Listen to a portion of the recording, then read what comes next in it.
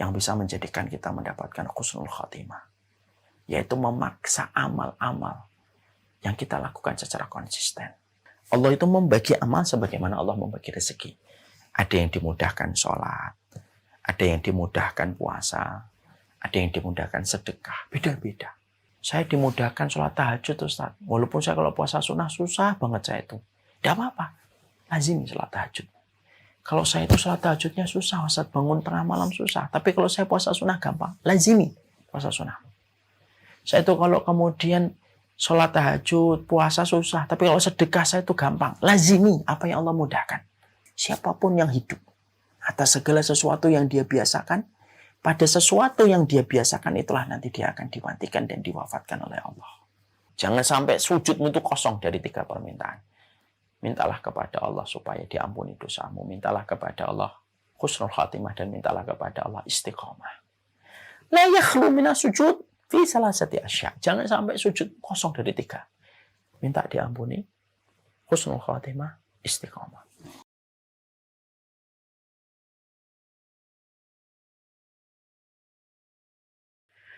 Assalamualaikum warahmatullahi wabarakatuh. Innal hamdalillah wassalatu wassalamu ala Rasulillah wa ala alihi wa sahbihi wa man tabi'ahum bi ihsan ila yaumil qiyamah. Seluruh para santri dan para santriwati, seluruh para sahabat-sahabat kami di dalam dunia dan taman-taman ilmu, dan seluruh para tamu pada teras kehidupan ilmu yang sangat mencintai ilmu, menjadi pendengarnya ilmu, dan senantiasa berjalan sesuai dengan apa yang telah kita pelajari dari nasihatnya Allah dan Rasul-Nya. Alhamdulillah, tentunya kita mengharapkan semoga Allah memberikan kepada kita kebaikan. Kita berharap semoga Allah senantiasa memberikan keberkahan. Dan semoga senantiasa kita mampu mengambil faedah dan iktibar dalam setiap irisan takdir yang Allah berikan dalam kehidupan kita. Kita hari ini masih disehatkan oleh Allah, masih dipanjangkan umurnya oleh Allah pada perjalanan kita menuju kepada Allah. Karena konsep kehidupan orang yang beriman itu rihlatun ilallah. Konsep kehidupan orang beriman itu perjalanan dia menuju kepada Allah. Dan kita masih disehatkan walaupun umur kita sudah tidak lagi muda. Uban sudah menghiasi rambut-rambut kita, keriput sudah ada pada kulit yang tidak bisa kita sembunyikan. Dan ini Allah berikan kondisi dan panjangnya umur. Sekali lagi supaya kita mampu mempersiapkan diri kita, mampu mempersiapkan hati kita kembali kepada Allah sebelum kembalinya jasad dan fisik kita. Beberapa waktu yang lalu saya mendapati kabar dari salah satu circle keluarga dakwah Syamilah yang datang ke kantor kami di kantor dakwah. Beliau bercerita tentang sepupunya baru berusia 20 tahun. Hafal sekitar 6 juz, pada satu waktu pulang ke rumah tiba-tiba pingsan. Lalu langsung koma selama hampir 1 bulan. Tidak bereaksi, terkapar lemah di atas tempat tidurnya, tidak melakukan aktivasi apapun ketika dia tiba-tiba terkapar sakit. Ternyata ada virus masuk ke pembuluh otaknya. Setelah 1 bulan koma, kemudian memberikan reaksi, memberikan sebuah tanda dengan menetes air mata di ujung matanya, tapi setelah itu kemudian meninggal dunia. Saya ketika mendapati kabar ini berpikir keras. Ada orang yang lebih muda daripada kita, mungkin hidupnya lebih sehat daripada kita, mungkin pola hidupnya jauh lebih baik daripada pola hidup kita dan pola makanan kita yang terkadang masih berantakan. Tapi umur mereka pendek. Adapun kita yang pola hidupnya, pola makannya terkadang masih berantakan, tetapi justru masih hidup sampai hari ini. Disinilah kita harus mengambil dan mengiris setiap peristiwa dengan hikmah. Allah hidupkan kita, Allah ingin supaya kita lekas berbenah dan lekas memperbaiki hati kita, lekas kita mengembalikan hati kita kepada Allah. Dan orang yang beruntung adalah orang yang kembali kepada Allah sebelum kembalinya jasad dan fisik yang dia miliki kepada alam liang lahat yang akan pasti dia jumpai. Alhamdulillah, tentunya senantiasa kita bersyukur kepada Allah Subhanahu wa taala atas setiap nikmat yang Allah berikan kepada kita.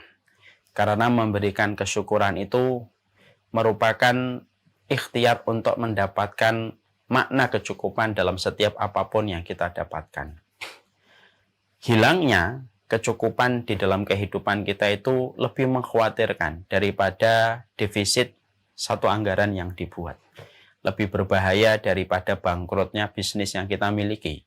Karena berapa banyak orang yang bisnisnya bangkrut tetapi dia masih memiliki kecukupan bersama dengan istri dan anak-anaknya. Walaupun mungkin profit dan margin yang dia miliki pada perusahaannya tidak lagi dia dapatkan besar karena mengalami kebangkrutan. Karena sesungguhnya yang lebih kita khawatirkan adalah hilangnya makna kecukupan di dalam kehidupan kita walaupun bisnis kita lancar. Ketika kita salah satunya kurang bersyukur kepada Allah. Inilah yang menjadikan kita harus melihat kembali semua inventaris kita dalam kehidupan ini dari karunia yang sudah Allah berikan kepada kita. Dari suami, istri, anak, cucu, rumah kita. Ini harus kita inventaris kembali. Lalu kita berikan makna pada setiap nikmat yang Allah berikan di dalam kehidupan kita dengan kita bersyukur. Bahwasanya semua ini kita peroleh dari sisi Allah dan Allah berikan. Pasti ada kebaikan yang Allah pergulirkan di balik setiap karunia yang Allah berikan. Supaya makna kecukupan itu terasa di dalam kehidupan kita. Yang kaya belum tentu cukup, yang miskin belum tentu kurang. Berapa banyak teman-teman kita, sahabat kita, gajinya cuma UMR, tetapi setiap pulang ke rumah, tersenyum satu keluarga dan rumahnya terasa merekah kedatangan dengan orang tersebut walaupun gajinya cuma UMR. Berapa banyak teman-teman kita sebaliknya, ada yang gajinya ratusan juta, tapi setiap dia pulang ke rumah tidak ada yang menyambutnya, rumah terasa sepi, antara satu anggota keluarga dengan anggota keluarga berjauhan, tidak pernah berjumpa, kecuali hanya momen 1 kali, 2 kali dalam sepekan. Dan dia merasa kurang setiap waktunya sampai harus butuh hiburan dengan berbagai macam hal untuk menutupi sisi gelap dalam kehidupannya yang tidak dia dapatkan kecukupan walaupun hartanya berlimpah. Inilah yang kemudian menjadikan kita paham. Memaknai kehidupan itu bukan hanya dengan bebas finansial, sebagaimana kalangan materialisme selalu berkata, bebas finansial, angka 50, bebas finansial ketika umur 60. Tapi bagi orang yang beriman itu bukan itu yang terpenting. Tapi yang terpenting adalah memaknai kehidupan kita dengan kecukupan. Ketika kita sudah mendapatkan rasa kecukupan, kita tidak akan pernah iri dan hasad dengan apa yang kita lihat dari orang lain. Kita juga tidak akan pernah merasa minder dengan apa yang kita peroleh, dengan apa yang kita dapatkan ketika kita merasa telah diberikan kecukupan. Makanya kecukupan itu adalah hadiah yang Allah berikan kepada hati yang tidak pernah letih dan tidak pernah lelah di dalam dia bersyukur kepada Allah. Siapapun yang dia qanaah, dan qanaah itu bagian dari rasa syukur, maka Allah yang memberikan kecukupan karena kecukupan itu miliknya Allah. Dan Allah berikan kepada hati yang tidak pernah lelah di dalam berusaha. Semoga setiap rumah kita, mobil kita, apapun yang telah kita dapatkan, diinventarisir kembali, dimaknai kembali dengan rasa kesyukuran yang kita peroleh. Karena bisa jadi apapun yang membuat kita tidak bersyukur hari ini, bisa jadi itu adalah keimpian bagi sebagian orang ketika melihat kita dari kejauhan. Bersyukurlah, karena makna kecukupan tidak akan kita peroleh dengan kita kecuali bersyukur kepada Allah. Bersyukur karena bersyukur itu memberikan ketenangan, bersyukur karena bersyukur itu memberikan kebahagiaan, kelapangan. Karena itulah sejatinya puncak tertinggi dari sebuah materialis, yaitu adalah rasa cukup yang Allah berikan kepada hamba yang Allah pilih di antara hamba yang tidak pernah berhenti memaknai setiap karunia yang dia peroleh dan dia dapatkan.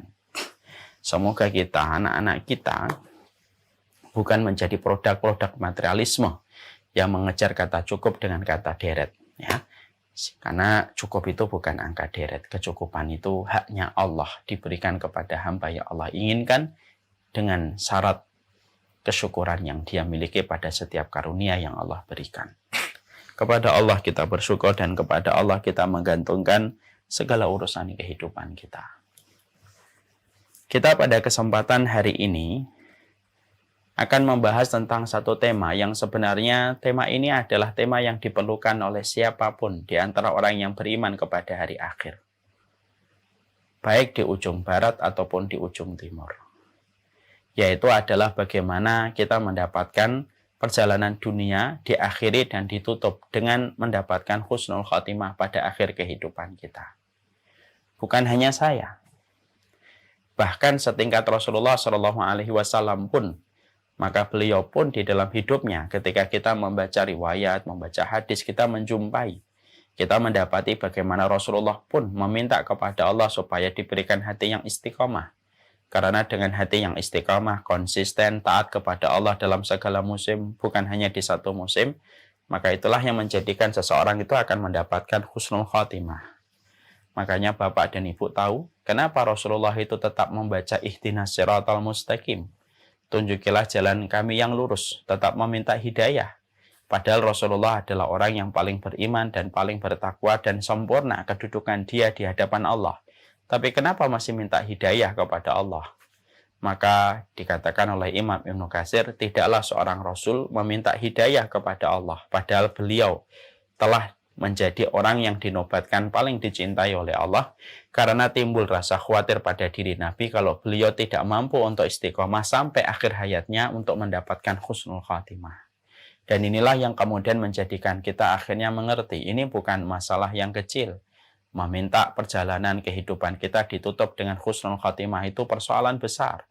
Setingkat Nabi pun meminta supaya beliau diberikan sikap istiqomah sampai akhirnya mendapatkan istiqomah di akhir kehidupan. Dan itu menjadi sebuah harapan terbesar bagi orang mukmin pada kehidupan sementara, pada kehidupan di dunia.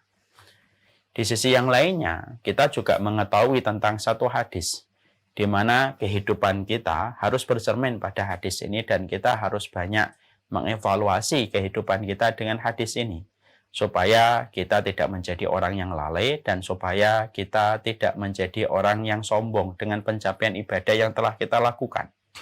Apa hadis yang membuat kita termenung ketika kita kaitkan hadis itu dengan apa yang kita bahas pada kesempatan hari ini? Yaitu adalah ketika Rasulullah Shallallahu Alaihi Wasallam mengatakan, fa inna ahadakum la ya'malu bi amali ahlil jannah hatta yakuna bainahu wa bainaha illa diraun fayasbiqu alaihil kitab fayamalu bi amali ahlin nari hatta yadkhuluha. Fa inna ahadakum la ya'malu bi amali ahlin nari hatta yakuna bainahu wa bainaha illa diraun fayamalu bi amali ahlin nar fayamalu bi amali ahlil jannah hatta yadkhuluha. Ada hadis yang patut menjadi renungan buat kita, baik ustadz atau bukan ustadz, guru atau bukan guru, orang biasa ataupun orang yang memiliki status. Ketika Nabi mengatakan di dalam satu riwayat, sesungguhnya ada loh di antara manusia yang mereka beramal dengan amalan-amalan penduduk surga terus-menerus. Sampai begitu banyaknya amalan surga yang dia lakukan, dia kerjakan, sampai antara dia dengan surga, ibarat kata, tinggal sejengkal, tinggal satu amalan saja, sudah cukup memasukkan dia ke dalam rahmatnya Allah untuk mendapatkan surga. Tapi catatan takdir kemudian mendahului di akhir kehidupannya, dia melakukan amalan penduduk neraka. Sampai akhirnya di akhir kehidupannya dia melazimi amalan penduduk neraka dan akhirnya masuk neraka. Walaupun ratusan musim dia pakai di dalam beribadah, tetapi tergelincir di akhir kehidupannya melakukan amalan penduduk neraka. Sebaliknya, kata Rasulullah, ada di antara manusia yang melakukan amalan penduduk neraka. Sampai antara dia dengan neraka tinggal sejengkal saja. Diraun. Illa dira. Dira itu segini. Berarti amalan apa ini? Amalan segini. Amalan sholat sunnah fajar itu lebih baik daripada dunia dan seisinya. Maka tinggal sejengkal antara dia dengan neraka. Karena saking banyaknya, dia menggoreskan amalan-amalan penduduk neraka sepanjang hidupnya. Tinggal sejengkal saja. Lalu kemudian dia melakukan di akhir kehidupannya mendapatkan hidayah dan kemudian dia melazimi amalan penduduk surga sampai akhirnya memasuki surga. Di sinilah kita juga belajar bahwasanya ternyata inilah yang membuat kita khawatir. Bahwasanya ibadah yang telah kita lakukan, ketaatan yang kita kerjakan sepanjang kehidupan kita belum menjadi jaminan bahwasanya kita akan berakhir dengan ketaatan dan kita akan pantas mendapatkan husnul khatimah. Karena sesungguhnya inilah yang menjadikan kita terus mendekat kepada Allah, terus membujuk kepada Allah di dalam kehidupan kita supaya akhir kehidupan kita yang selalu kita sikapi dengan sikap istiqomah ketika melakukan ketaatan, maka sikap istiqomah itulah yang mampu melahirkan husnul khatimah di akhir kehidupan kita. Husnul khotimah itu bukan proses, tetapi khusus khotimah itu adalah bagian dari hasil perjalanan panjang yang kemudian dilewati oleh setiap manusia di dalam ketaatan yang dia lakukan. Hadis ini memberikan kepada kita kewaspadaan. Perjalanan kita belum selesai, pertarungan kita untuk melawan kebatilan ketika kita akan melakukan kebenaran dan melakukan ibadah belum selesai. Sampai betul-betul kita nanti diwafatkan oleh Allah, dan wafatnya kita itu akan menyibak bagaimana identitas kita di hadapan Allah Subhanahu wa taala. Makanya sampai Rasulullah Shallallahu alaihi wasallam dalam riwayat lain, beliau juga menjelaskan, la tusaddiqu wa la tukadzibu. Janganlah kamu itu mempercayai seseorang berlebihan. Janganlah kalian itu mendustakan seseorang itu berlebihan hatta tara kaifa yukhtamu lahu. Sampai kemudian kamu melihat bagaimana dia ditutup harinya oleh Allah. Siapapun yang meninggal husnul khatimah, walaupun mungkin kita benci, tapi kalau dia diwafatkan dalam kondisi husnul khatimah, berarti dia adalah orang yang telah dibenarkan amalannya sepanjang hidup di dunia sampai Allah berikan kepadanya husnul khatimah. Segandrung-gandrungnya, sesenang-senangnya kita sama seseorang, tapi kalau dia meninggalnya su'ul khatimah, berarti kita tahu dari su'ul khatimah yang dia peroleh pada akhir kehidupannya, itu merupakan bagian dari Allah mendustakan amal ibadahnya sampai Allah matikan dia dalam kondisi su'ul khatimah. Dan ini adalah perjalanan yang cukup menegangkan. Perjalanan menuju kepada kematian dan bagaimana akhir kehidupan kita ketika pada hari itu kita akan berpindah ke alam barzah dan kita akan berjumpa dengan Allah. Makanya tidak mengherankan kalau kita menjumpai bukan hanya Rasul yang khawatir sampai beliau meminta hidayah kepada Allah setiap harinya. Bahkan juga Abu Bakar, sahabat tercintanya beliau. Maka sesungguhnya tidak ada doa yang paling beliau lazimi kecuali salah satunya adalah Allahumma ja'al khaira umri akhirahu wa khaira ayyamin yawma alqaka fi wa khaira amalin khawatimahu. Makanya doanya Abu Bakar itu indah betul. Beliau mengatakan kepada Allah Subhanahu wa taala, ya Allah, jadikanlah umurku yang terbaik. Bukan umur ketika aku kuliah. Bukan umur ketika aku masih SMA, bukan umur ketika saya pesta, pergi kemana-mana, bukan. Jadikanlah umurku yang paling istimewa itu adalah umur ketika pada umur itu, pada tahun itu, engkau takdirkan aku meninggal dunia. Kalau engkau takdirkan aku meninggal tahun 2022, jadikanlah tahun 2022 itu merupakan waktu yang paling mesra saya dengan engkau, ya Allah. Itu artinya. Jadikanlah hariku, pada hari yang engkau tentukan aku mati, maka hari itu adalah hari terbaik ketika aku berjumpa denganmu dalam kematian yang menyambutku. Jadikanlah hari ketika Allah takdirkan kita meninggal hari Jumat, kalau Allah takdirkan kita meninggal hari Senin, Allah takdirkan kita meninggal hari Kamis, jadikanlah pada hari itu sebaik-baik sujud hari itu, sebaik-baik doa hari itu, sebaik-baik witir hari itu, sebaik-baik saya sedekah ya sedekah pada hari itu. Kata Abu Bakar radhiyallahu anhu. Dan jadikanlah kemudian jadikanlah amalku yang terbaik itu adalah amal yang aku lakukan pada saat aku meninggal dunia. Dan itu sangat diminta oleh Abu Bakar dalam kehidupan beliau untuk menunjukkan kepada kita. Sekali lagi, semua keterangan ini merujuk kepada proses kematian, di mana setiap hamba yang beriman kepada Allah dan beriman kepada hari akhir, sesungguhnya mereka adalah orang yang paling peduli tentang bagaimana status kematian mereka, karena kehidupan kita di bawah tanah ditentukan dari awal gerbangnya ketika kita masing-masing diwafatkan oleh Allah. Makanya kemudian kita juga menjumpai hadis yang lainnya. Kita mendapati ketika Rasulullah Shallallahu alaihi wasallam menyampaikan kepada kita, innamal a'malu bi khawatimiha. Sesungguhnya seluruh amal itu tergantung bagaimana penutupnya. Jadi kalau kita penutupnya adalah penutup yang baik, maka sesungguhnya amal kita betul-betul telah diterima oleh Allah sampai ditutup. Dicarikan penutupnya oleh Allah dengan tutup yang segelnya bagus, segelnya indah, mempesona, dan membuat orang terkenang dengan penutup harinya ketika Allah memberikan kepadanya kematian husnul khatimah. Tapi kalau ada orang yang kemudian mereka itu buruk di dalam kematiannya, berarti Allah mendustakan semua yang telah dia lakukan. Sampai Allah memberikan kepadanya penutup hari dengan segel yang buruk. Dan itu tergantung bagaimana kita memandang kematian yang pastinya akan datang dalam kehidupan kita. Yang membedakan kita dengan orang-orang yang telah wafat dan membedakan kita dengan orang yang hari ini dipanggil oleh Allah itu hanyalah angka deret. Yang membedakan kita. Nah, inilah yang kemudian menjadikan kita memahami betul. Inilah sebuah proses bahwasanya kecerdasan kita ditentukan salah satunya dengan barometer bagaimana kita mempersiapkan kematian dan bagaimana beramal setelah kematian itu. Yang sejatinya itu niscaya kita akan jumpai. Inilah yang kemudian menjadikan kita mulai merencanakan bagaimana urusan akhirat itu direncanakan dengan kita merencanakan bagaimana penutup kehidupan kita ketika kematian itu datang, bagaimana kita bisa mendapatkan husnul khatimah. Karena husnul khatimah itu tidak bisa kita upayakan kecuali apa yang bisa kita kerjakan, tetapi yang menentukan hasilnya adalah Allah semata. Dan sesungguhnya husnul khatimah itu hadiah dari Allah yang istimewa, yang Allah tidak berikan kepada setiap orang, kecuali orang yang Allah pilih di dalam kebaikan, sampai Allah anugerahkan kepadanya husnul khatimah. Mari kita dengarkan hadis yang indah. Hadis yang disampaikan dalam satu riwayat Imam Hakim, yang disetujui oleh Imam Ad-Dahabi. Kita menjumpai ada sabda Rasulullah Shallallahu Alaihi Wasallam ketika Nabi Shallallahu Alaihi Wasallam mengatakan di dalam satu riwayat, Innallaha idza ahabba 'abdan asalahu. Qalu wa ma asalahu ya Rasulullah? Qala yuwaffiqu lahu amalan salihan hatta idza baina yaday ajalihi hatta yarda anhu jiranuhu wa man haulahu. Nabi itu kemudian menyampaikan kepada kita tentang satu hadis penuh makna. Ketika kita memandang garis ajal yang pasti kita akan injak garis ajal itu ketika ajal kita telah tiba. Nabi mengatakan Allah itu kalau senang, Allah itu kalau cinta sama manusia, maka Allah itu akan memberikan kepada manusia yang Allah cintai, kepada manusia yang Allah ridhoi.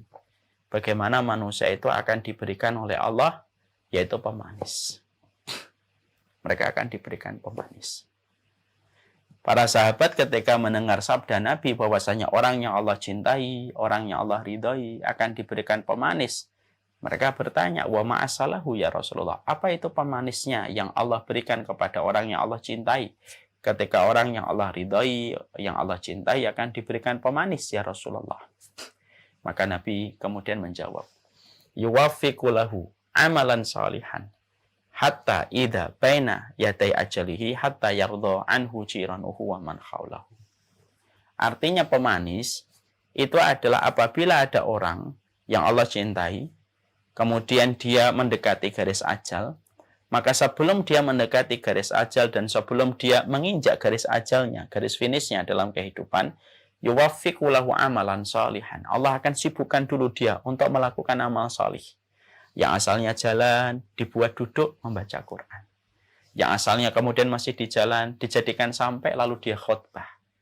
Yang asalnya kemudian dia sering kemana-mana, dijadikan dia umrah, dia pergi ke Mekah dan berada di Masjidil Haram. Ketika orang-orang itu sudah di Masjidil Haram, ketika orang itu sudah membaca Al-Quran, ketika orang itu sudah naik mimbar, ketika dia sedang khutbah, ketika orang itu sudah menyampaikan ilmu, lalu dia berdiri di atas ketaatan yang sedang mereka kerjakan ketika Allah yang membimbing mereka untuk melakukan ketaatan itu, pada saat itulah, kata Nabi, Allah nyuruh malaikat maut, Allah nyuruh malaikat pencabut nyawa, cabutlah nyawa mereka dalam kondisi-kondisi yang aku arahkan mereka ketika saat ini mereka sedang melakukan. Yang membaca Al-Quran dicabut nyawanya oleh malaikat pencabut nyawa. Yang sedang berada di Masjidil Haram, Allah cabut nyawanya ketika dia sedang sujud ataupun sedang tawaf di Masjidil Haram atau sedang melaksanakan umroh.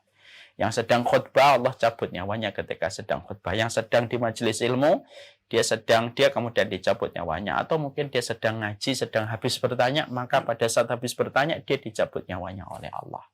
Dan itulah yang kemudian menjadi pemanis. Pemanisnya apa ya Rasulullah? Orang-orang, keluarganya, circle-nya, sahabatnya akan mengenang bagaimana cara kepergiannya yang betul-betul manis ketika dia diwafatkan dalam kondisi beribadah kepada Allah, sampai orang menjadikan pembicaraan itu menjadi buah bibir yang manis, menyampaikan kisahnya dan tidak pernah putus kisah-kisah itu. Sampai kemudian kita jumpai namanya seakan-akan masih hidup walaupun dia telah meninggal dunia. Karena aroma wangi, bagaimana dia ketika diwafatkan dalam kondisi husnul khatimah. Nah, inilah yang kemudian menjadi sebuah perhatian kita, ya. Terutama kita-kita yang sudah melewati angka 40, angka 50, angka 60, di mana kita paham 40 itu kata para ulama berarti angka 40 itu berarti lonceng yang pertama kematian sudah diperdengarkan kepada kita. Teng, angka 40. Kalau kita sudah melewati angka 50, berarti lonceng yang kedua kematian itu sudah diperdengarkan kepada kita. Twang, twang. Kalau angka 50 kita lewati umur kita, berarti kita sudah diperdengarkan lonceng kematian yang ketiga. Twang, twang, twang. Ya. Kalau sudah 60. Dan kata para ulama sedikit yang mampu mendengarkan lonceng yang keempat yaitu adalah ketika melewati angka 70 karena takaran umur umatnya Nabi antara 60 dan 70. Maka inilah yang kemudian menjadi perkara yang penting. Inilah perkara yang menunjukkan bagaimana sih kecerdasan kita. Karena sesungguhnya husnul khatimah tidak bisa dibeli. Husnul khatimah tidak bisa direncanakan dengan rencana-rencana kita. Saya pengennya nanti pas dini tiba-tiba mati. Tidak bisa. Bukankah kita ngelihat ada saudara kita pas haji umroh meninggal dunia. Sebagaimana saya pernah membimbing umroh, ada salah satu jamaah saya meninggal dunia ketika beliau baru sampai di kota Mekah, beliau meninggal dunia. Sampai akhirnya beliau dikuburkan di Ma'la. Kemudian ada saudara kita baru membaca Al-Quran, kemudian diwafatkan oleh Allah. Ada saudara kita yang sedang sholat, ketika sujud dicabut nyawanya oleh malaikat maut dalam kondisi dia sedang bersujud. Sebagaimana kisah wali kota di Jawa Barat, sedang sholat pada hari Jumat di tempat yang terbaik di masjidnya Allah. Beliau diwafatkan oleh Allah.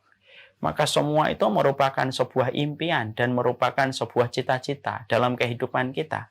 Cita-cita orang mukmin itu sederhana. Puncak tertinggi dari pencapaian dan karir seorang manusia di atas muka bumi.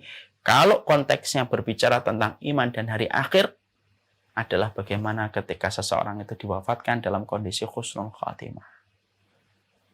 Orang kalau sudah husnul khatimah, berarti dia dijaga dari adab kubur. Orang kalau sudah dijaga dari adab kubur, maka kebaikan pengadilan akhiratnya itu akan terlihat bagaimana kemudahan dia ketika di dalam kuburnya sudah terjaga oleh adab kubur. Makanya kan kita melihat bagaimana kisah seorang Utsman bin Affan radhiyallahu anhu ketika ada orang yang berkata kepada beliau, "Wahai Utsman, kalau diingatkan kepada dirimu tentang surga dan neraka, belum tentu kamu menangis. Tapi setiap kami menjumpai engkau di pinggir kuburan, selalu kami menjumpai kamu itu menangis. Dan begitu deras air matamu ketika kamu duduk di samping kuburan." Maka sampai Utsman bin Affan radhiyallahu anhu kemudian berkata, "Fa innal qabra manzilatun min manazilil akhirah, faman naja fama ba'dahu aisar, fa illam yanju fama ba'dahu asyad." Maka kemudian akhirnya Utsman bin Affan lalu berkata kepada orang itu, sesungguhnya kuburan itu merupakan terminal pertama di antara banyak terminal-terminal yang akan dilewati manusia dalam perjalanan setelah kehidupan, setelah kematian. Terminal pertamanya itu kuburan. Siapapun yang selamat dari adab kubur, lalu mendapatkan kenikmatan kubur, bagaimana kuburannya dilapangkan, diberikan cahaya, tidak ada yang menyempit, diberikan dia teman yang menyenangkan sampai hari kiamat, diberikan jatah istirahat dan tidur sampai nanti hari kiamat didatangkan oleh Allah dan terasa waktunya begitu cepat. Maka siapapun yang selamat dari adab kubur dengan mendapatkan semua fasilitas itu, maka urusannya pada terminal-terminal berikutnya akan gampang. Kalau dari terminal awal dia sudah dijaga dari adab kubur. Urusannya ketika bangun dari kuburan, urusannya ketika dia dikumpulkan di padang akhirat, bagaimana dihisab itu menjadi lebih mudah kalau dari yang pertama itu sudah dimudahkan. Tapi siapapun yang dia tidak selamat dari adab kubur, maka urusan terminal-terminal berikutnya yang akan dia lewati akan menjadi lebih sulit dan menjadi lebih susah. Kalau terminal pertama saja dia belum selamat. Nah inilah yang menjadikan kita akhirnya paham. Husnul khotimah itu sebuah cita-cita. Puncak karir orang yang beriman kepada Allah dan hari akhir itu adalah bagaimana dia mendapatkan husnul khotimah. Puncak tertinggi, pencapaian dan puncak keinginan tertinggi seorang yang beriman kepada Allah itu bagaimana kita mendapatkan husnul khatimah. Dan ini merupakan perkara yang harusnya terus hidup di hati kita. Dan harus kita betul-betul letakkan di depan mata kita supaya tidak ada yang paling kita inginkan kecuali kematian husnul khatimah. Karena apapun harta, apapun karir, apapun status yang telah kita capai setinggi mungkin sampai membuat orang berdecak kagum dengan pencapaian yang telah kita peroleh. Tapi ketika ujung dari kehidupan kita, naudzubillahi min dzalik, adalah kehidupan yang buruk, maka semua itu tidak ada artinya. Karena semua itu akan hilang seiring dengan musibah alam, seiring dengan waktu yang terus berputar, dan seiring dengan kiamat yang datang. Tapi siapapun yang mendapatkan husnul khatimah, dia akan terus long lasting, terus akan ada, membersamai, memberi kebahagiaan, memberi kelapangan dalam urusan di akhirat. Ketika seseorang itu memulai garis awal, garis startnya dalam kehidupan kematian itu dengan sesuatu yang diridhoi oleh Allah Subhanahu wa taala. Ya, mari kita, salah satu di antara kisah terhebat di dalam kematian husnul khatimah itu kematiannya Ibnu Abbas. Ibnu Abbas radhiyallahu anhu adalah seorang ulama di antara para sahabat. Menemani Nabi nggak terlalu lama. Ketika Rasulullah wafat, maka Ibnu Abbas baru berusia 9 tahun dalam satu riwayat. Dalam beberapa riwayat ditulis oleh para mu'arikh, para ahli sejarah, dia berumur 13 tahun. Berarti dia bersama dengan Nabi, membersamai Nabi, maka tidak lama sebenarnya. Masih belia banget. Tapi dia mendapatkan banyak hadis dari Rasulullah SAW dan termasuk deretan 7 sahabat yang banyak meriwayatkan hadis dari Nabi. Tapi perhatikan, diterangkan di dalam kitabnya Sa'id bin Zubair, maka Sa'id bin Zubair memberikan sebuah kesaksian tentang momen ketika beliau menghadiri matinya dan wafatnya seorang Ibnu Abbas. Ibnu Abbas ketika terdengar kabar meninggal dunia, Sa'id bin Zubair datang rahimahullah ta'ala. Dan dia betul-betul menjumpai satu hal yang luar biasa. Gimana luar biasanya?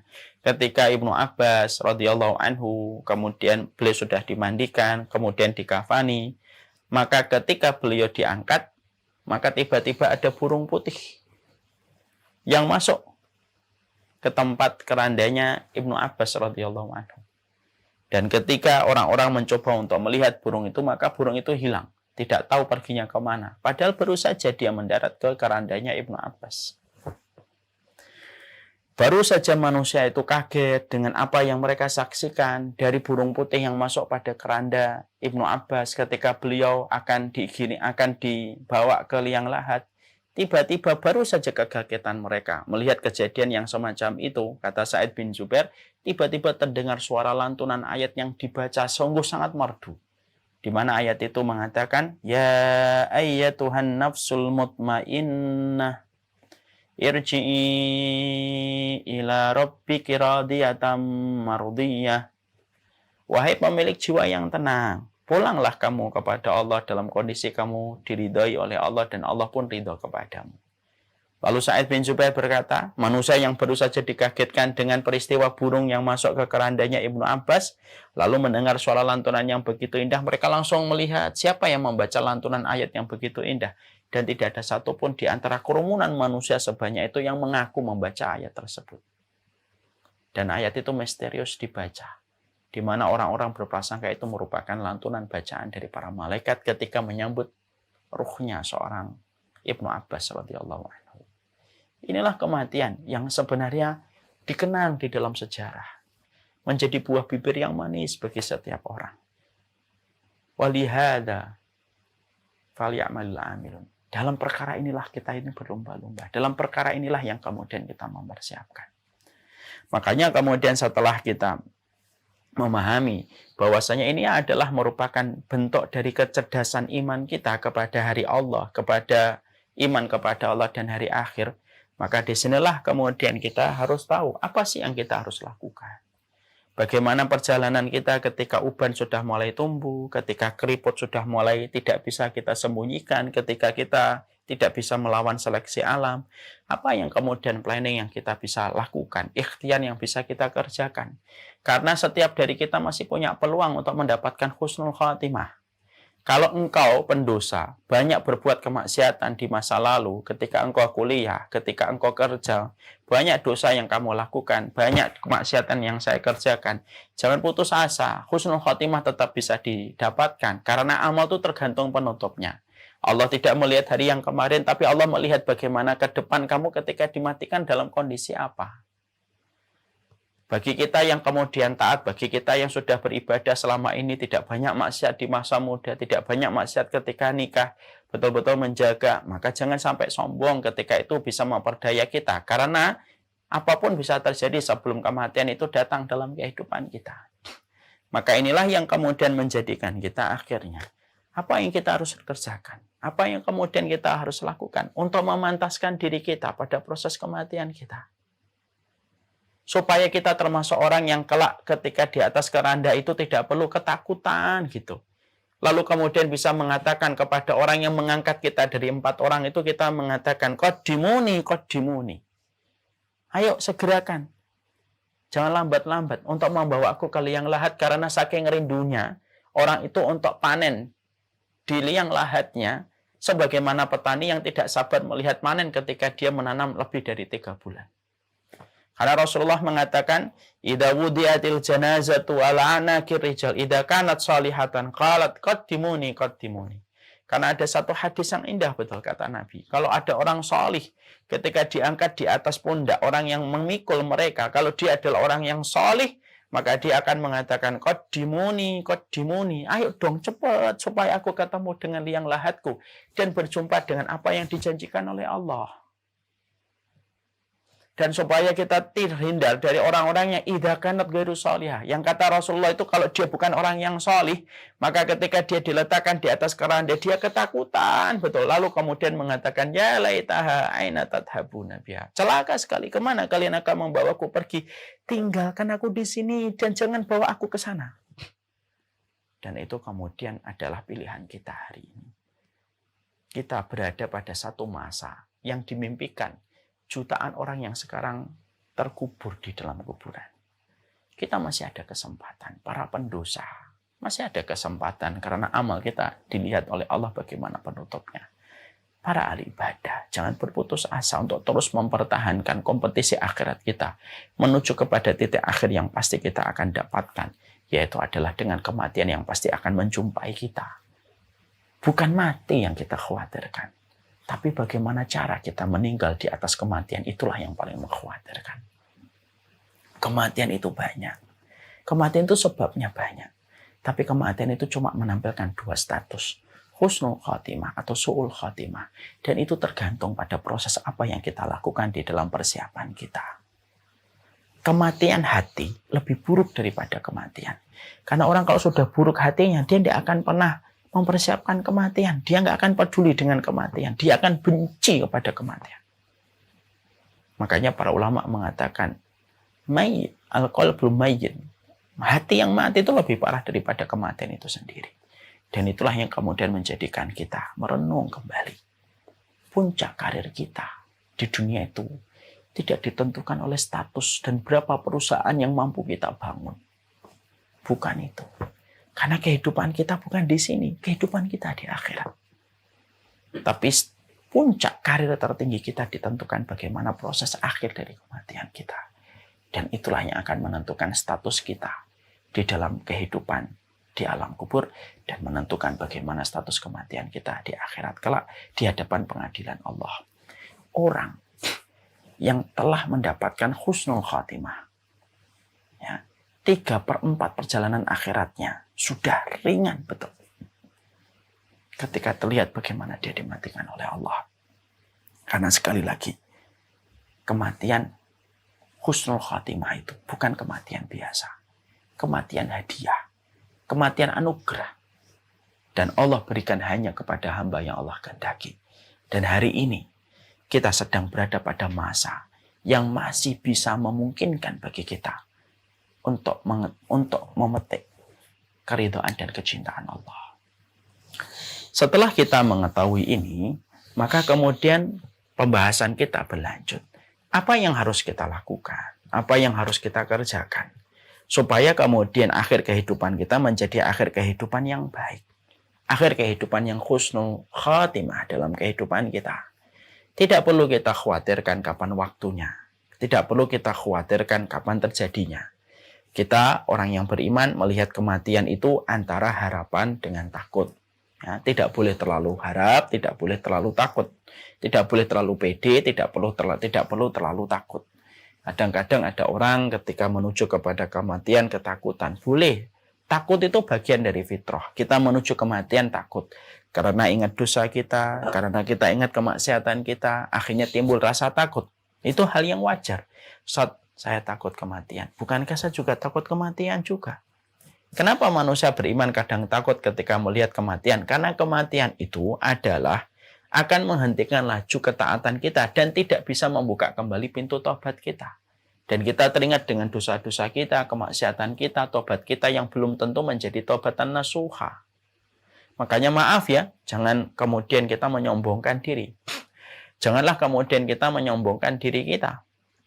Lalu kemudian kita merasa bahwasanya saya nggak takut kematian. Enggak. Kadang-kadang takut itu hal yang lumrah. Tapi ketakutan kita kepada kematian itu tidak boleh mengalahkan harapan. Bahwasanya kematian itu tetap merupakan sesuatu yang baik. Di mana kita pada kematian itu akan bertemu dengan zat yang mencintai kita lebih besar daripada ibu yang mencintai kita. Kita ini kan pulang sama Allah. Dan Allah itu mencintai kita lebih besar daripada cintanya ibu kepada kita. Kalau kita akan pulang dari perjalanan panjang, akan ke rumah ibu kita setelah sekian tahun tidak berjumpa, walaupun kita tahu kita banyak dosa, walaupun kita tahu kita banyak kesalahan sama ibu kita, belum bisa memberikan waktu, belum bisa ngasih nafkah yang terbaik sama ibu kita. Tapi yang namanya kita pulang kepada ibu itu pasti senang. Kenapa? Kita tahu kasih sayangnya ibu lebih besar daripada kekurangan kita selaku anak. Itu baru ibu. Lah kematian itu tidak boleh disikapi dengan sikap takut berlebihan. Karena bagaimanapun kita akan pulang kepada Allah. Yang sifat rahmannya, sifat rahimnya lebih besar daripada sayangnya seorang ibu kepada kita. Maka itulah yang menjadikan kita antara harapan dan takut. Kadang takut, kadang kita senang melihat kematian. Kadang senang digantikan rasa takut. Kadang takut digantikan rasa senang. Lalu kemudian itulah yang menjadikan kita melihat bagaimana proses kematian kita. Setelah kita mengetahui bagaimana kemudian proses kita melihat kematian, para ulama lalu kemudian menyampaikan kepada kita apa saja langkah-langkah yang harus diikhtiarkan. Apa saja langkah-langkah yang kemudian perlu kita lakukan supaya kita mendapatkan kematian yang husnul khatimah. Maka kemudian para ulama lalu menyampaikan beberapa poin-poin yang bisa kita jadikan referensi supaya kita tidak terputus referensi kita. Apa sih yang harus kita kerjakan supaya kita layak mendapatkan deretan limited edition orang yang mendapatkan husnul khatimah. Semua dari kita berusaha. Dan kita tidak usah menilai kematian orang ya. Kalau kita lihat kematian orang apapun itu sudahlah. Tutup dengan sebuah kata ya semoga dia mendapatkan kebaikan sudah. Jangan suka nyinyir mengomentari kematian orang. Karena bisa jadi dia melakukan satu amal yang tidak kita ketahui. Lalu amal itu diterima oleh Allah. Ini penting saya sampaikan walaupun agak sedikit keluar dari tema. Nah, maka kemudian apa yang kemudian kita lakukan? Apa yang kemudian kita kerjakan menuju kepada kematian? Untuk kemudian mempersiapkan setiap langkah-langkah kaki kita supaya anak tangganya itu anak tangga yang benar dan kita tidak terperosok. Karena ilmu adalah pelita memberikan kepada kita cahaya. Mana anak tangga yang harus kita tapak sampai kemudian kita bisa mendapatkan husnul khatimah. Yang pertama, para ulama lalu kemudian menyampaikan kepada kita. Syarat mutlak yang pertama mendapatkan husnul khatimah itu harus betul-betul dalam kondisi beriman. Lalu tidak mencampurkan keimanan dengan kesyirikan dan kekufuran. Siapapun yang berani di dalam kehidupannya, dia mencampurkan kesyirikan dan kekufuran, maka dia telah membakar tiket yang bisa memantaskan dia untuk mendapatkan husnul khatimah. Karena husnul khatimah diharamkan oleh Allah untuk diberikan kepada mereka yang berbuat syirik kepada Allah dalam kehidupan iman mereka. Inilah hal yang paling penting.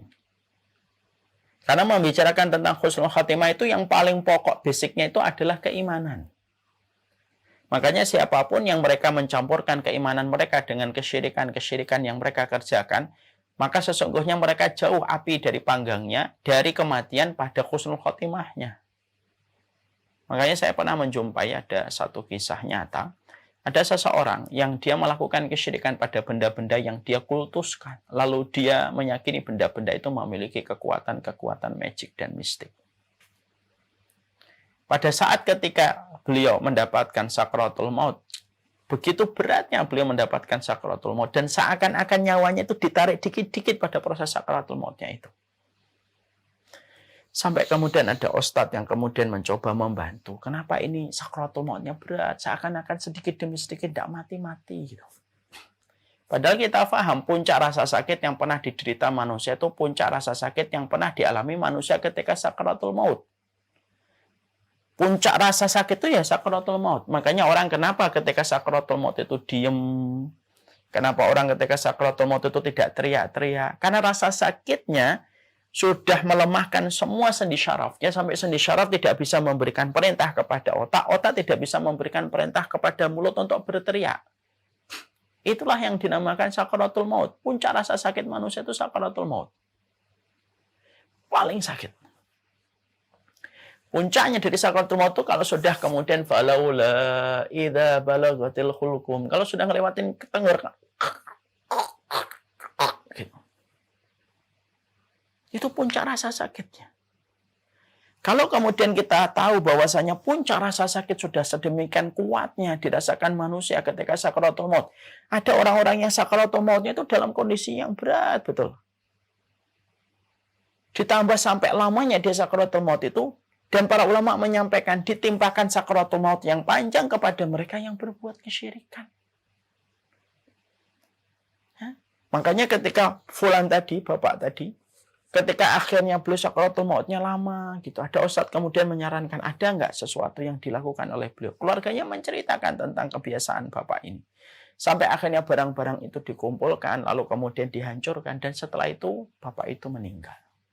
Walaupun tidak ada satupun kalimat Allah yang terucap di lisannya. Inilah yang menjadikan kita paham betul. Keimanan itu merupakan salah satu syarat sah untuk mendapatkan husnul khatimah. Karena selalu saya menyampaikan tadi, pagi jam 10 saya menyampaikan, Allah itu tidak hanya meminta yang baik dari kita, tapi Allah itu meminta yang benar. Dan kebenaran itu barometernya dengan kekuatan tauhid ketika kita memurnikan hidup kita dan ibadah kita hanya kepada Allah. Dan tidak menjadikan kita bersyarikat dan mendatangkan tandingan bagi Allah di dalam kesyirikan. Karena kesyirikan itu mengharamkan seseorang mendapatkan husnul khatimah, kesyirikan itu mewajibkan pelakunya itu mendapatkan adab kubur, dan kesyirikan itu ketika dibawa sampai mati, mewajibkan pelakunya untuk masuk ke neraka ketika Allah tidak akan mengangkat dia dari neraka karena surga itu diharamkan oleh Allah dari mereka yang berbuat syirik. Makanya menjaga iman itu merupakan perkara yang paling hak. Karena kedudukan iman kepada Allah itu syarat mutlak di dalam mendapatkan kematian husnul khatimah. Dia sebagaimana surat Al-Fatihah di dalam sholat. La sholata liman lam yaqra' bi fatihatil kitab. Bukankah dalam sholat kita sepakat, siapapun yang tidak membaca Al-Fatihah, maka sholatnya itu tidak diterima? Walaupun dia khusyuk, tapi kalau sengaja dia meninggalkan Al-Fatihah, walaupun sholatnya nangis sekalipun, dia tidak akan diterima sholatnya. Karena itu syarat sah. Rukun dia. Rukun itu malah, rukun itu sesuatu yang apabila tiada pahalanya. Maka sama, mendapatkan husnul khatimah, kata penutup yang indah, itu tidak akan diperoleh sama seseorang yang mereka itu memecah hatinya, berselingkuh hatinya dalam keimanannya ketika dia mendatangkan tandingan bagi Allah ketika berbuat kesyirikan. Makanya pertama kali yang kita evaluasi dalam kehidupan kita, ketika kita sedang merencanakan sebuah gerbang indah yang menjadi tempat garis start kita menuju kepada kehidupan di akhirat.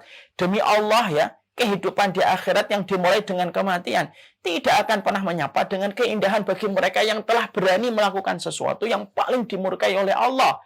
Dan sesuatu yang tidak akan diampuni oleh Allah ketika hal itu dibawa sampai mati. Itu adalah kesyirikan. Allah itu meminta yang baik dan benar. Bukan hanya meminta yang benar. Bukan hanya meminta yang baik. Tidak bisa kita mengatakan, sudahlah yang penting jadi orang itu baik. Masalah ibadah udah nggak apa-apa kayak apapun. Yang penting itu kita itu baik aja. Tidak bisa. Allah itu meminta yang baik dan benar.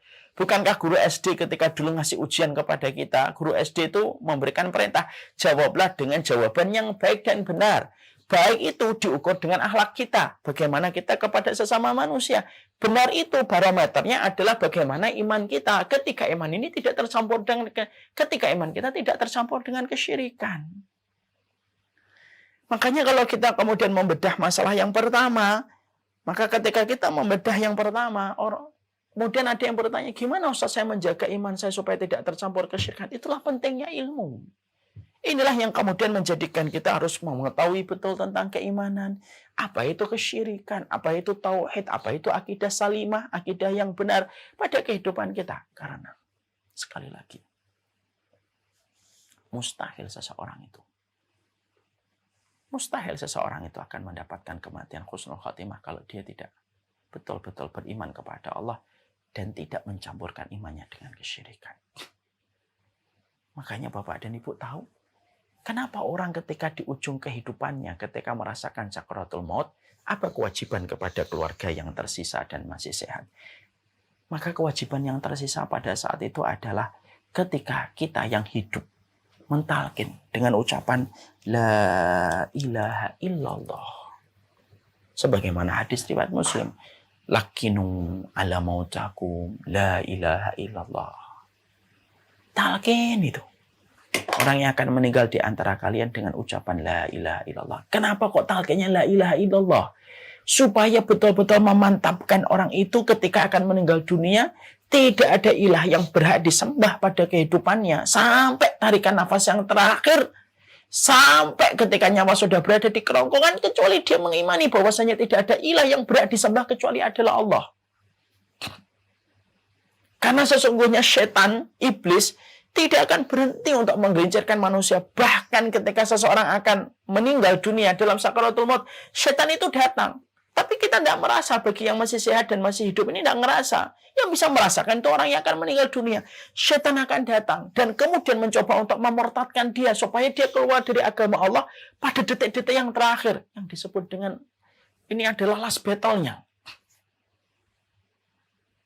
Ya. Makanya kemudian kita dapati kisah nyata, bagaimana seorang Imam Ahmad ketika beliau pernah dalam kondisi sakit berat, di mana sakitnya ini berujung pada akhir kehidupan beliau dengan sakaratul maut dan meninggal dunia. Ketika sakit yang berat itu, maka beliau itu berkata, pergilah kamu. Sampai anaknya berkata, apa yang kamu rasakan, wahai bapakku, sampai kamu mengusir seseorang?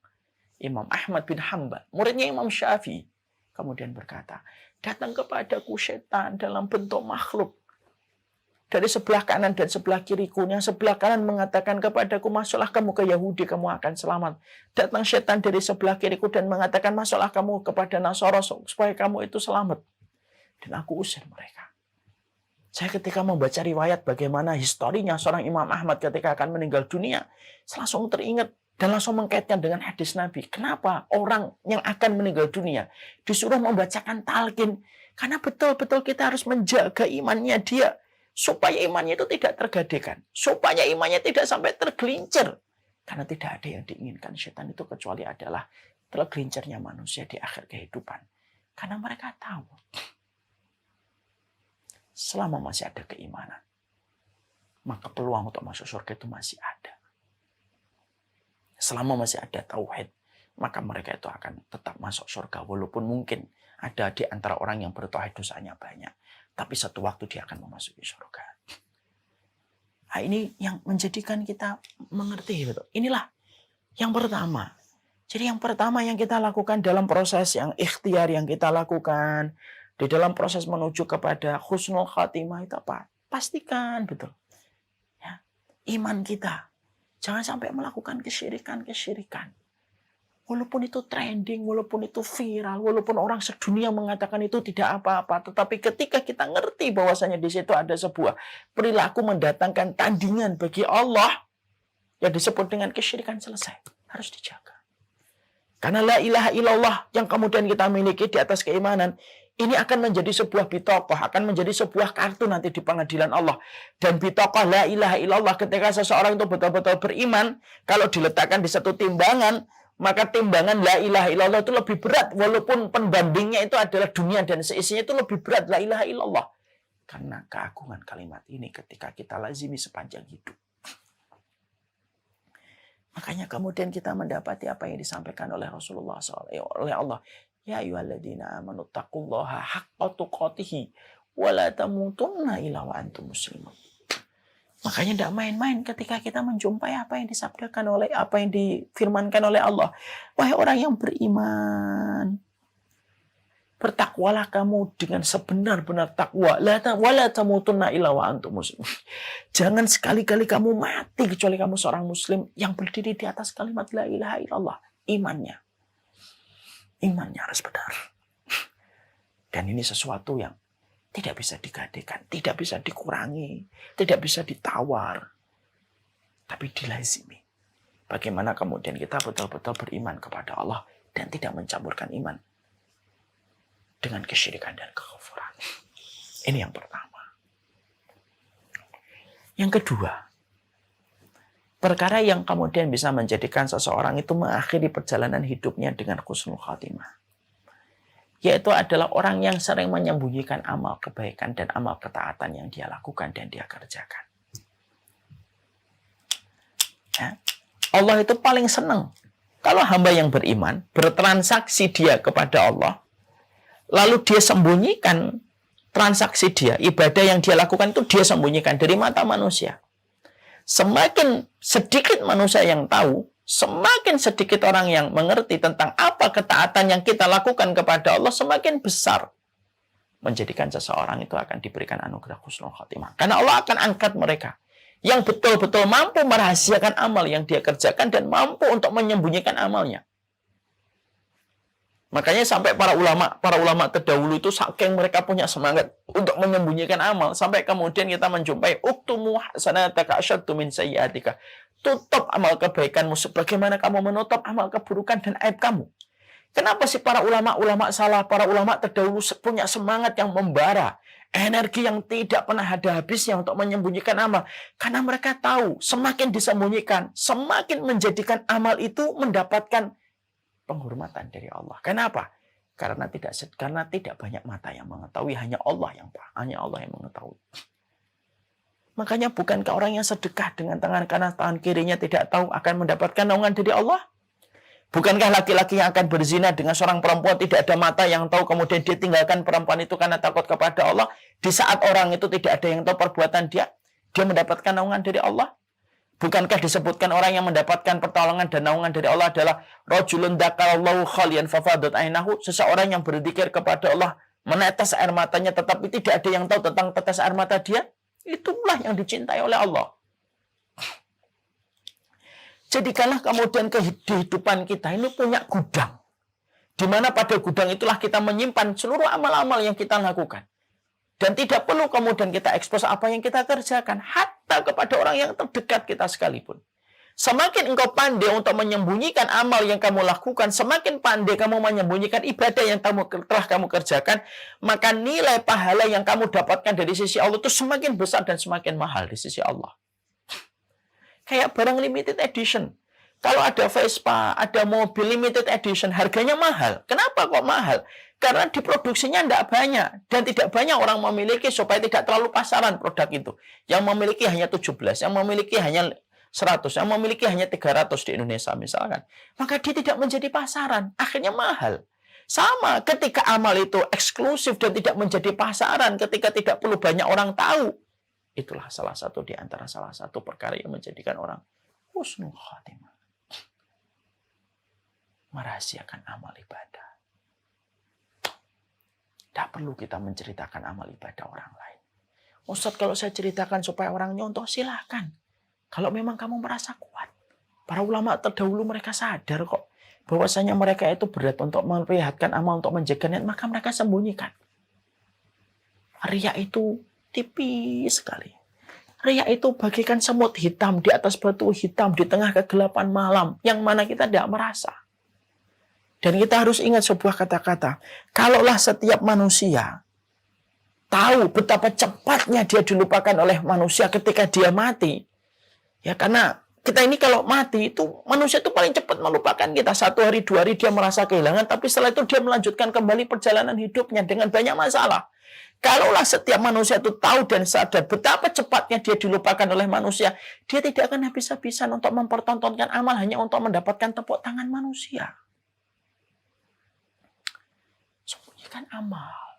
Menyembunyikan amal itu salah satu di antara hal indah untuk mendapatkan husnul khotimah. Ini ada sebuah kisah nyata. Ada satu keluarga. Lalu harus memindahkan kuburan. Harus memindahkan kuburan. Yaitu keluarga mereka. Setelah meninggal 18 tahun. Ketika sedang digali kuburan itu untuk dipindahkan. Betapa kagetnya keluarga yang ditinggalkan ternyata masih utuh. Kain kafan itu seakan-akan baru meninggal seminggu. Kagetlah keluarga itu. Ketika di tengah kekagetan mereka mengurus perpindahan, ketika mereka menjumpai masih utuh, terus kemudian kain kafannya seakan-akan baru meninggal seminggu, datanglah orang menjaga kuburan yang tahu ketika kuburan itu akan dipindah. Maka orang ini berkata, "Bapak keluarganya ya?" "Iya Pak, kami keluarganya." "Iya nih, pemilik kuburan ini saya sangka keluarganya banyak sekali. Karena setelah sepeninggal dia, selalu ada orang yang datang. Dan berbeda-beda orang yang datang. Lalu saya tanya, kalian ini siapa?" "Kami adalah keluarganya Pak yang sering dibantu." Jadi ternyata tanpa diketahui oleh keluarga intinya, ternyata bapak ini tuh sering bantu orang. Tapi dia sembunyikan. Disembunyikan. Sampai saya tuh ngerasa banyak betul yang dibantu ya. Karena banyak keluarga yang datang gitu. Padahal setelah saya ngelihat kalian hadir di sini, malah keluarga-keluarga yang pernah datang ke kuburan ini malah nggak ada di sini. Karena mereka nggak ngerti tentang rencana kepindahan. Rencana perpindahan kuburan itu. Jadi ternyata itu adalah orang-orang yang dibantu sama beliau. Disembunyikan sampai keluarga intinya nggak ngerti tentang perbuatan sang bapak. Dan baru dibuka oleh Allah setelah beberapa tahun. Barulah kemudian dilihatkan bagaimana amal kebaikan yang telah dikerjakan. Orang kalau punya gudang rahasia, dia sembunyikan di situ. Maka Allah akan membayar mahal setiap ibadah itu. Karena dia limited edition. Jangan jadikan amal kita tuh kayak pasar. Kayak pasar, murahan. Setiap orang bisa melihat, setiap orang bisa tahu, setiap orang bisa komentar. Iya kalau hati kita kuat. Hati kita itu kan lebih rapuh daripada segelas kaca yang mudah untuk pecah berantakan. Kalau kita paham bahwasanya hati kita ini selemah kaca, ya jangan kita pernah ngambil risiko untuk kemudian memperlihatkan amal ibadah kita kepada banyak orang. Cukuplah kamu bangun itu gudang-gudang rahasia. Siapapun tidak perlu tahu, bahkan orang terdekat kalau kamu berhasil untuk menipu dalam tanda kutip, menipu mata mereka. Kamu berhasil menipu mata mereka sampai mereka tidak tahu apa yang kamu sedang lakukan. Berarti itu mahal dihargai oleh Allah. Ya. Daud bin Hindun puasa sunnah bertahun-tahun. Tapi berhasil menipu dalam tanda kutip keluarganya ketika keluarganya tidak tahu kalau Daud bin Hindun itu berpuasa. Lu sampai keluarga intinya tidak tahu kalau beliau itu berpuasa bertahun-tahun. Uktumu hasanataka asyaddu min sayyi'atik. Tutup amal kebaikanmu sebagaimana engkau menutup amal keburukanmu. Karena disitulah berkahnya kita untuk mendapatkan husnul khotimah. Biarlah amal kita terkubur bersama dengan terkuburnya tanah ketika kemudian menimbun kita. Sudah, disitulah kemudian yang terindah. Tidak usah kemudian amal kita itu dikenang orang, kemudian ditepuk tangan, tidak perlu. Terlalu berat rasa yang harus dijaga ketika kemudian kita harus kemudian mengambil sebuah konsekuensi untuk menjaga hati kita dari serangan-serangan pujian yang terus datang dan bisa serangan itu membobol pertahanan hati kita. Karena pujian itu serangan. Pujian itu serangan. Makanya di dalam Islam itu kenapa kita dimakruhkan untuk memuji? Karena pada dasarnya pujian itu serangan yang bisa membobol pertahanan kehidupan kita. Tutup. Punya rahasia. Tidak perlu kamu sampaikan ke banyak orang. Orang itu sesenang apapun sama antum. Kalau antum meninggal, berapa lama dia akan ingat sama antum? 2-3 hari dia akan melanjutkan kehidupan. Kalaulah setiap manusia itu tahu betapa cepatnya dia dilupakan oleh manusia yang lain, dia tidak akan bertaruh habis-habisan untuk mendapatkan tepuk tangan dan sorak gembira dari manusia. Itu yang kita harus kerjakan. Yang kedua. Yang ketiga, apa sih yang perkara yang bisa mendapatkan husnul khatimah? Berprasangkalah yang baik. Husnudzon kepada banyak orang. Karena husnudzon itu bagian dari akhlak. Makanya Imam Syafi'i itu berkata, siapapun yang ingin untuk diwafatkan dalam kondisi husnul khatimah, maka dia hendaknya husnudzon sama Allah. Husnudzon kepada manusia. Husnudzon kepada Allah penting. Bahwasanya tidak ada apapun yang terjadi dalam kehidupan kita kecuali itu takdir Allah yang terbaik. Dan husnudzon kepada manusia itu penting supaya tidak menjadikan hati kita jumawa dan sombong dengan apa yang sudah kita capai. Katakan orang lain itu lebih baik daripada kita. Makanya ikutilah apa yang kemudian disampaikan oleh Hasan Al-Basri. Hasan Al-Basri itu mengatakan, kalau saya melihat orang yang lebih tua, saya katakan huwa khairum minni. Dia lebih baik daripada saya. Karena apa? Karena sabaqoni bil ma'asi. Sabaqoni bil hasanat, karena dia mendahului saya dengan melakukan kebaikan. Kalau saya, kata Hasan Al-Basri, menjumpai orang yang lebih muda daripada saya katakan yang lebih muda itu lebih baik daripada saya. Kenapa? Sabaqtuhu bil ma'asi, saya mendahului dia untuk berbuat kemaksiatan. Lihatlah orang itu kacamatanya yang bening, betul. Kalaupun engkau tidak mampu sholat duha, kalau kamu tidak bisa untuk dzikir pagi, kalau kamu tidak bisa untuk sholat ba'diyah, kalau kamu tidak bisa puasa sunnah, karena kamu merasa berat dengan semua yang kamu lakukan itu, setidaknya kamu punya tabungan yang bernama husnudzon kepada setiap manusia yang kamu jumpai pada hari itu. Yang parah itu apa? Sudah sholat duha tidak bisa, dzikir pagi tidak mampu, sholat ba'diyah berat, sudah gitu hatinya kotor ketika memandang orang. Terus apa yang tersisa dari kehidupan kita menjadi manusia yang beriman? Kalau hanya hati untuk berprasangka saja kita tidak mampu. Makanya kalau tiba-tiba kita duduk, kok saya nggak sholat duha ya, hari ini nggak baca tilawah, kok kemudian ba'diyahnya berat. Kalau memang kita susah melakukan ibadah-ibadah sunnah, setidaknya hatimu yang dijadikan untuk bersedekah kepada orang, setiap kita berikan prasangka yang baik kepada mereka. Husnudzon, kata Imam Syafi'i. Husnudzon itu merupakan perkara yang tampaknya remeh, tapi dia nggak pernah remeh di hadapan Allah. Husnudzon sama Allah. Apapun yang terjadi dalam kehidupan kita, berarti itu turun dari zat yang maha hakim, yang maha bijaksana. Husnudzon kepada setiap orang yang kita jumpai, itu tabungan. Kalau tabunganmu cukup dengan banyak husnudzon, engkau akan dianugerahi oleh Allah dengan husnul khatimah. Kadang-kadang kita ngelihat ada orang kok tampaknya biasa gitu. Ada orang kok tampaknya biasa, tapi kenapa kok meninggalnya husnul khatimah? Mungkin hatinya bersih. Saya tuh pernah, Pak, Ibu, ya, menjumpai di sebuah tayangan YouTube. Tayangan CCTV di YouTube. Ada tayangan TV, ada bapak-bapak masuk ke sebuah masjid, terekam itu.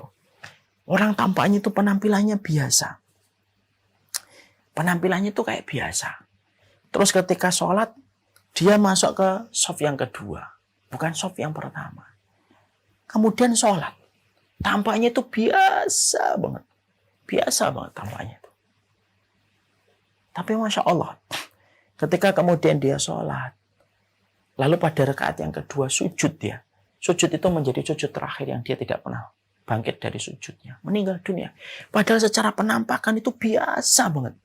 Nggak pakai jubah, nggak pakai gamis, jenggotnya juga nggak panjang. Biasa, penampilan itu kayak orang biasa.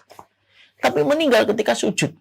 Mau kita ragukan meninggal ketika sujud? Kan kita nggak bisa ngeraguin lagi meninggal ketika sujud. Maka kemudian yang terjadi, yang kemudian saya lihat itu apa? Kenapa ada orang yang kadang-kadang tampaknya amalannya biasa, tapi meninggalnya husnul khatimah? Karena dia mungkin memiliki hati yang bersih dibandingkan orang yang banyak beribadah, tapi hatinya kotor. Dan itu yang kemudian kita harus mengerti. Yang ketiga, berprasangka yang baik. Yang keempat, perkara yang bisa meraih husnul khatimah adalah memperbanyak istighfar dan tobat sebelum ajal itu tiba. Sebagaimana perkataan dari Imam Ibn Rajab Al-Hambali rahimahullah ta'ala. Kalau kamu tidak bisa berlomba-lomba dengan ahli ibadah, dengan ketaatannya, maka berlomba-lombalah dengan mereka dengan taubat dan istighfarmu setiap saatnya. Bertaubat dan istighfar itu ibarat deterjen yang membersihkan dosa-dosa dan kemaksiatan kita. Makanya doanya orang kalau sudah di atas 40, mari kita lihat pada surat Al-Ahqaf ayat yang ke-15. Rabbi auzi'ni an ashkura ni'mataka allati an'amta 'alayya wa a'mala shalihan tarda wa aslih li fi dzurriyyati inni tubtu ilaika. Saya tobat ya Allah. Saya tobat kepada Engkau. Ini tubtu ilaika wa inni minal muslimin. Dan saya itu pasrah kepada Engkau. Orang yang beruntung adalah orang yang memaksa hatinya kembali sama Allah. Sebelum kembalinya jasad dan fisiknya dia miliki. Ya. Sebelum kembalinya jasad dan fisiknya dia miliki. Yang kelima, yang bisa menjadikan kita mendapatkan husnul khatimah, yaitu memaksa amal-amal yang kita lakukan secara konsisten. Bapak dan Ibu, santri dan santriwati, Allah itu membagikan amal kepada kita, kemudahan untuk beramal sebagaimana Allah membagi rezeki. Kata Imam Malik, innallaha qassamal a'mal kama qassamal arzaq. Allah itu membagi amal sebagaimana Allah membagi rezeki. Ada yang dimudahkan sholat, ada yang dimudahkan puasa, ada yang dimudahkan sedekah, beda-beda. Mari kita mengambil pelajaran dari perkataan Imam Malik. Apapun yang Allah mudahkan untukmu dari satu amal, maka lazimi amal yang Allah mudahkan. Saya dimudahkan sholat tahajud, Ustaz. Walaupun saya kalau puasa sunnah susah banget saya itu. Tidak apa-apa. Lazimi sholat tahajud. Kalau saya itu sholat tahajudnya susah, Ustaz. Bangun tengah malam susah. Tapi kalau saya puasa sunnah gampang. Lazimi puasa sunnah. Saya itu kalau kemudian sholat tahajud, puasa susah. Tapi kalau sedekah saya itu gampang. Lazimi apa yang Allah mudahkan. Terus kerjakan. Karena bisa jadi dari pintu itulah kamu nanti dipanggil oleh pintu surga. Dan dari amal itulah kamu akan dimatikan. Man asya ala syai' mat ala syai'. Siapapun yang hidup atas segala sesuatu yang dia biasakan, pada sesuatu yang dia biasakan itulah nanti dia akan dimatikan dan diwafatkan oleh Allah. Lalu apa yang Allah mudahkan kepada kita? Apa yang Allah mudahkan? Ada di antara mungkin santri dan santriwati, ada di antara bapak ibu yang menjawab, saya dimudahkan tahajud. Sudah lazimi aja tahajud. Moga-moga engkau dimatikan pada pintu itu, dan moga-moga pada pintu surga sholat itulah kamu akan dipanggil. Karena manusia dimanfaatkan sebagaimana apa yang dia cintai dan dia kerjakan secara konsisten. Utsman bin Affan diwafatkan ketika baca Quran, karena memang Utsman bin Affan itu terkenal sebagai sahabat yang paling banyak baca Quran. Bahkan beliau menghatamkan satu rakaat itu menghatamkan satu Quran. Sampai istrinya ketika Utsman bin Affan itu dibunuh, sampai istrinya menjerit, apakah kamu telah tega membunuh seseorang yang menghatamkan Quran dalam satu rakaat? Itu sahabat Utsman. Makanya beliau dibunuh ketika sedang membaca Quran. Umar bin Khattab dibunuh ketika sholat, karena beliau mengatakan salah satu perkara yang paling beliau cintai di atas muka bumi ini, dan beliau lebih memilih mati daripada tidak ada itu, yaitu salah satunya sujud kepada Allah. Pada waktu dia sholatlah kemudian dia dibunuh. Manusia itu dimudahkan oleh Allah macam-macam. Ada yang dimudahkan untuk sedekah, ada yang dimudahkan baca Quran, ada yang dimudahkan untuk sholat, ada yang dimudahkan membantu orang. Apapun itu, kemudahan amal yang sudah Allah berikan kepada kita, ketika Allah memudahkan kita sebagaimana memudahkan rezeki, ambil, lazimi, konsisten. Maka pada perkara itu enggak akan dimatikan. Yang keenam, yaitu berdoa. Makanya sampai Syekh bin Bas mengatakan, jangan pernah la yakhlu minas sujud. Jangan sampai sujudmu itu kosong dari 3 permintaan. Mintalah kepada Allah supaya diampuni dosamu. Mintalah kepada Allah husnul khatimah, dan mintalah kepada Allah istiqomah. La yakhlu minas sujud fi salasati asya. Jangan sampai sujud kosong dari 3. Minta diampuni, husnul khatimah, istiqomah. Karena itulah yang akan menjadikan seseorang dipantaskan untuk mendapatkan husnul khatimah. Wassallallahu ala nabiyina Muhammad. Alhamdulillahirabbil alamin. Semoga kita mendapatkan pemanis pada ujung kematian kita. jagalah keimanan, sembunyikanlah amal perbuatan yang kita lakukan, berbaik sangkalah kita kepada Allah dalam setiap waktu dan setiap saatnya, dan berprasangka kepada manusia. Lalu kemudian banyaklah kita bertobat kepada Allah. Karena kalau kita tidak mampu mendahului ahlu ta'ah dengan ibadah, maka dahulilah, kejarlah mereka dengan taubat dan istighfar kita. Kemudian paksakanlah kita untuk melakukan satu amal yang Allah sudah mudahkan untuk kita, tutup dengan doa mustajab di waktu-waktu prime time. Kita berdoa sesering mungkin, karena orang yang paling banyak mengetuk pintu adalah orang yang paling banyak dibukakan pintunya untuk dia, dan orang yang paling banyak meminta kepada Allah ibarat mengetuk pintu adalah orang yang paling besar kemungkinan dibukakan pintu itu. Umar bin Khattab menceritakan tentang sebuah kisah nyata, bagaimana ketika beliau berdoa, maka beliau berdoa, Allahumma arzuqni syahadatan fi sabilika wa wafatan fi biladi nabiyika. Ya Allah, aku minta mati syahid tetapi di tanah nabimu. Ada seorang sahabat berkata, kalau minta mati syahid jangan di kota Madinah, karena kota Madinah lagi aman, betul.